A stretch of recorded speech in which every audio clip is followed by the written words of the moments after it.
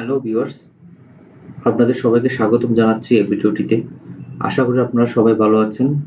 আজকে আমি আমার এই ভিডিওটিতে দেখাবো আপনি আপনার কম্পিউটারের যে প্রয়োজনীয় ফোল্ডারগুলো অথবা ফাইল আছে, এই ফোল্ডার এবং ফাইলগুলো কিভাবে আপনার কম্পিউটারে থাকবে বাট আপনি এটা হিডেন করে রাখবেন এবং এটি কেউ দেখতে পাবে না।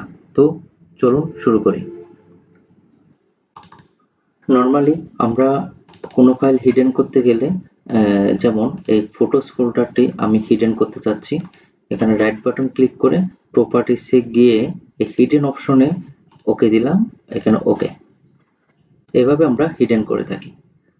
তো এই কম্পিউটারটি যদি আমার অন্য কারো হাতে যায়, তখন সে যদি চায় আমার এই ফোল্ডারটি হাইডকৃত যে হাইড করলাম ফটোস নামে, এই হাইডকৃত ফোল্ডারটি সে চাইলে নিয়ে নিতে পারবে। এখানে একটা হিডেন আইটেমে ক্লিক করে সে আমার সব গুরুত্বপূর্ণ ফোল্ডারে যা আছে সবগুলো সে পেয়ে যাবে। তো যার কারণে আজকে আমি দেখাবো যে কমান্ড ইউজ করে ফোল্ডার বা ফাইল হিডেন করে রাখবো, যেটা আমি ব্যতীত আর কেউ দেখতে পাবে না। তো চলুন, প্রথমত আমরা এখানে যে ফোল্ডারটা আমরা হিডেন করতে যাচ্ছি এই ফোল্ডারটা প্রথমে সিলেক্ট করব। সিলেক্ট করা অবস্থায় আমি উপরে গিয়ে সিএমডি লিখব। সিএমডি দিয়ে কমান্ড অপশনটা অন হয়ে গেল। তো এখানে আমাদের যে কমান্ডটা আছে একটা সিম্পল কমান্ড, এই কমান্ডটা লিখব, যেটি আমি এখানে আমার নোটপ্যাডে রেখেছি। ATTRIP space plus H space plus S space plus R। তারপর আমার ফাইল বা ফোল্ডার নেমটি এখানে দিব। তো আমি এখানে চাচ্ছি আমার ফটোস নামে যে ফোল্ডারটি আছে সেটা হাইড করব। তো এখানে আমি ফটোস নেমটি অবশ্যই দিতে হবে। তো ফটোস নেমটি দিয়ে আমি এখানে এন্টার দিলাম। এন্টার দেওয়ার পরে আমি এখানে রিফ্রেশ করলাম, রিফ্রেশ করে দেখলাম আমার ফোল্ডারটি নেই। তো এই ফোল্ডারটি সম্পূর্ণভাবে হিডেন হয়েছে। তো এখন আমার ফোল্ডারটি আমি হিডেন করেছি কোথায়?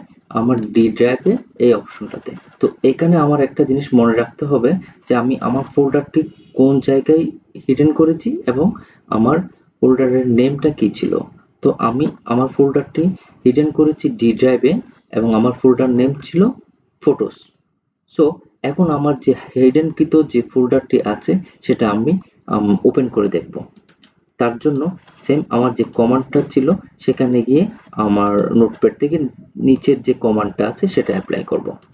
তার জন্য ATTRIP -H space -S space -R। তো আমার এখন যে ফোল্ডারটার নাম সেটা অবশ্যই দিতে হবে ফটোস। তো বন্ধুরা খেয়াল করবেন, আমি যখন এখানে ফটোসটা দিয়েছি দেওয়ার সাথে সাথে কিন্তু আমার ফটোস ফোল্ডারটা চলে এসেছে। তো বন্ধুরা, আমি আপনাদের প্রয়োজনীয় একটা টিপস দেখালাম যে কিভাবে আপনি আপনার প্রয়োজনীয় ফাইল বা ফোল্ডার আছে এই ফাইলটি বা ফোল্ডারটি হিডেন করবেন এবং কেউ এটি আপনি ব্যতীত ওপেন করতে পারবে না, তা আমি দেখিয়ে দিলাম। সবাই ভালো থাকবেন। আল্লাহ হাফেজ।